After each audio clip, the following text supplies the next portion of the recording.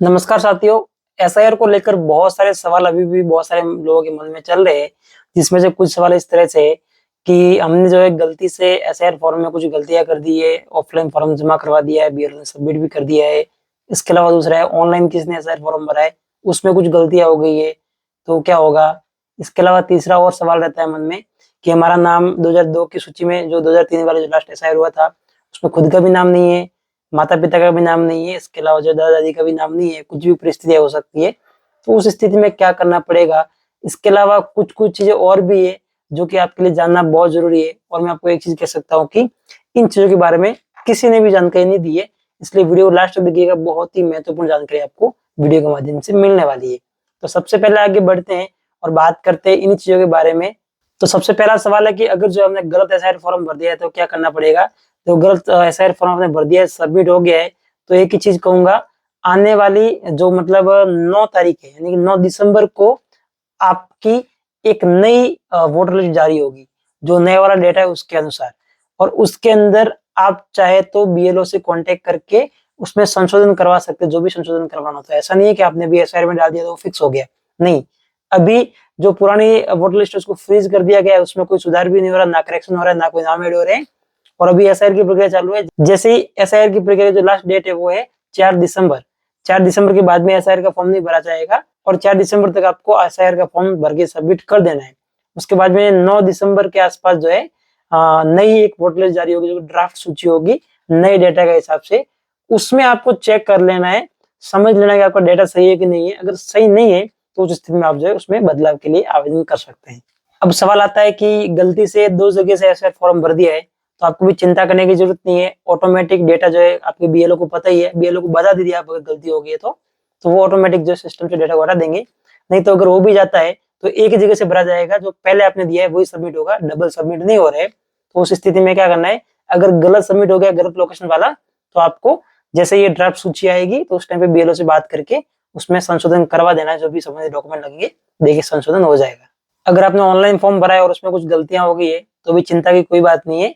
9 दिसंबर से लेके 31 दिसंबर तक आपको समय मिलेगा संशोधन का, तो उस समय पे आप जो है बीएलओ से कांटेक्ट करके संशोधन करवा सकते हैं। अगला सवाल है कि अगर जो है मेरा खुद का भी नाम 2002 की सूची में नहीं है, ऐसे कुछ केस हो सकते हैं स्पेशल, जिसमें खुद का भी नाम 2002 की सूची में नहीं है, इसके अलावा जो माता पिता है उनका भी नाम नहीं है जो लास्ट एसआईआर हो उसमें, और जो दादा दादी उनका भी नाम नहीं है, किसी भी वजह से हो सकता है। तो उस स्थिति में जो आपको डरने की जरूरत नहीं, चिंता नहीं करनी है। आपको बीएलओ की तरफ से आपको अभी जो फॉर्म आपको मिला उसमें जो ऊपर वाला कॉलम है वो भर के आपको सबमिट करना है, कुछ भी नहीं करना, नीचे वाला कॉलम ब्लैंक छोड़ देना है। और बाद में जो है बीएलओ की तरफ से मतलब चुनाव विभाग की तरफ से बीएलओ के थ्रू आपको एक नोटिस मिलेगा। उस नोटिस के तामिल में आपको जो संबंधित डॉक्यूमेंट मांगे जाएंगे, जो चुनाव आयोग की तरफ से 12 दस्तावेज मांगे गए, वो दस्तावेज लेने की जो समय है वो रहेगा 9 दिसंबर से लेकर 31 दिसंबर के बीच में आपको दस्तावेज सबमिट करना है। उसके बाद में नई वाली सूची जारी होगी और वो फाइनल लिस्ट होगी। तो ये दिसंबर का महीना जो है वो संशोधन के लिए रहेगा। अगर कुछ कमी या कुछ गलती है तो आप संशोधन करवा सकते हो, और संबंधित डॉक्यूमेंट लेके आप अपनी प्रक्रिया को पूरा करवा सकते हो। बात करते हैं गणना प्रपत्र की, तो 4 दिसंबर तक आपको कंपलसरी अपना गणना प्रपत्र जो ऑफलाइन मिला है या फिर ऑनलाइन किसी भी तरीके से सबमिट कर दीजिएगा। उसके बाद में आपको गणना प्रपत्र भरने का दोबारा से मौका नहीं मिलेगा, इस चीज का खास ध्यान रखिएगा। 4 दिसंबर लास्ट डेट है उसके लिए। तो ये कुछ सवाल थे जो कि लोगों की तरफ से हमारे पास में आए थे। इसके अलावा भी कुछ सवाल हो सकते हैं, उनके बारे में बात करते हैं। तो सबसे ज्यादा जो सवाल चल रहा है वो ये कि मान लीजिए जो ड्राफ्ट सूची जारी होगी गवर्नमेंट की तरफ से, जो कि 9 दिसंबर के आसपास होगी, उसमें हमारा नाम अगर नहीं आया तो उस स्थिति में क्या होगा। तो आपको चिंता नहीं करनी है, अगर आपका नाम नहीं आता उस समय पे तो आपकी कोई नागरिकता खत्म नहीं होगी, चिंता नहीं करनी है। ये कोई नागरिकता का प्रूफ नहीं है, ये मात्र एक वोटर आईडी कार्ड है और कुछ भी नहीं है। इससे आपकी नागरिकता खतरे में नहीं पड़ेगी। आप दोबारा से दस्तावेजों के साथ में जाके अपना नाम जुड़वा सकते हो वोटर लिस्ट के अंदर।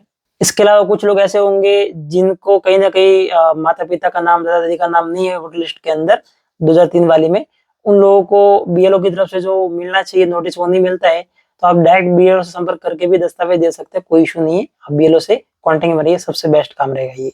अब बात करते हैं कि एसआईआर में जो दूसरा चरण चालू होने वाला है 9 दिसंबर से, उसमें कौन कौन से दस्तावेज लिए जाएंगे। तो गवर्नमेंट ने 12 दस्तावेज जो है वो बताए, उसकी लिस्ट आप पॉसिबल रहा तो मैं स्क्रीन पे दूंगा, आप देख सकते हैं। और इसमें से कोई भी एक दस्तावेज आप जो जमा करवा सकते हैं, मतलब एक आपका रहेगा, एक आपके दादा दादी का और एक आपके माता पिता का, तीनों का एक एक दस्तावेज जमा करना पड़ेगा। अगर कोई ऐसी परिस्थिति होती है, आपको नोटिस मिलता है चुनाव आयोग की तरफ से, बीएलओ की तरफ से, या फिर जो है आपका नाम आपके दादा दादी का, आपके माता पिता का नाम जो पिछले एसआईआर हुआ था 2003 में उस सूची में नहीं है, तो उस स्थिति के अंदर ही आपको जो है ये दस्तावेज देना है, नहीं तो आपको किसी भी तरह का कोई भी दस्तावेज नहीं देना है। इसके अलावा कुछ सलाह है जो कि हमारी तरफ से रहेगी, जिनको आप मानेंगे तो आपको कोई समस्या नहीं होगी। तो उसमें पहली सलाह ये है कि अगर आपके पास में एसआईआर फॉर्म आया हुआ है ऑफलाइन, तो आपको 4 दिसंबर से पहले भर के उसको अपने बीएलओ को दे देना है, नहीं तो बाद में इसका कोई औचित्य नहीं रहेगा। इसके अलावा आप चाहे तो ऑनलाइन भी फॉर्म भर सकते हैं।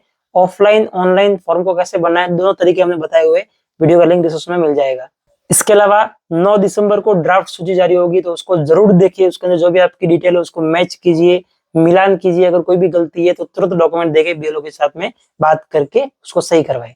इसके अलावा 9 से लेके 31 दिसंबर के बीच में दस्तावेज जमा करवाने का जो समय सीमा है, इसके बीच में आप दस्तावेज जमा करवा दीजिए, नहीं तो आपको जो दिक्कत हो सकती है तो उसको मिस नहीं करना है, इसको सीरियस लेना है।